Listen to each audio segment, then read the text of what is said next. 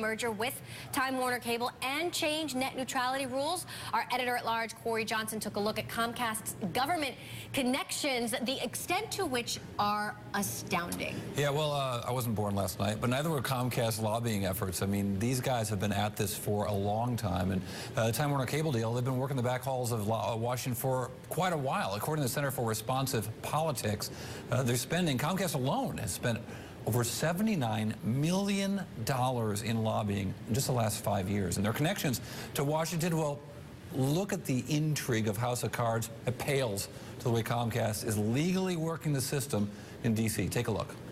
In Washington, there's lobbying, and then there's lobbying. And the $44 billion proposed merger between Comcast and Time Warner Cable is an exercise in lobbying. Comcast has spent $18,810,000 in lobbying last year. That's more than any other company except for defense contractor Northrop Grumman. A lot of that money went straight into the campaign coffers of politicians. $59,000 to John Boehner, $37,000 to Mitch McConnell, $27,000 to Mark Udall, $27,000 to Greg Walden, $25,000 to Harry Reid. But the real power in Washington is often Byzantine. Take this guy, former Navy SEAL Neil Smith. Neil Smith is the CEO of Comcast Cable, but he's also the chairman of the National Cable and Telecommunications Association. The NCTA gave $19,870,000 in lobbying last year, much of it going to the same politicians that Comcast contributed to.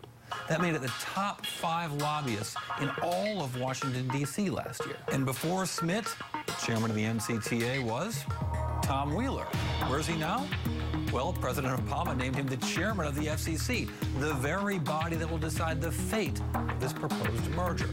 And for anyone at the FCC thinking about their next job, well, the former chairman of the FCC, Michael Powell, he's now the CEO of the NCTA.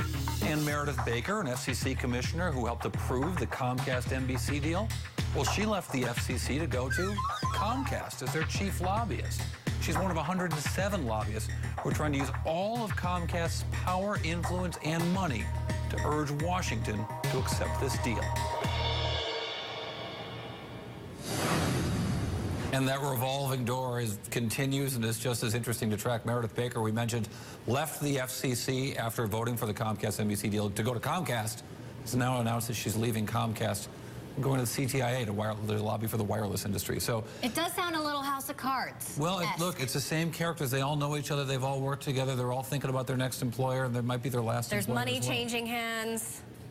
Maybe some veiled threats. I don't know. Look, it's all legal as far as we know, but it's worth knowing who the players are to understand how this deal is going to work. All right. While the House Judiciary Committee heard arguments over the deal today, it is important to note that Congress does not have any control over the merger's approval. The FCC and the Justice Department will be making that final decision.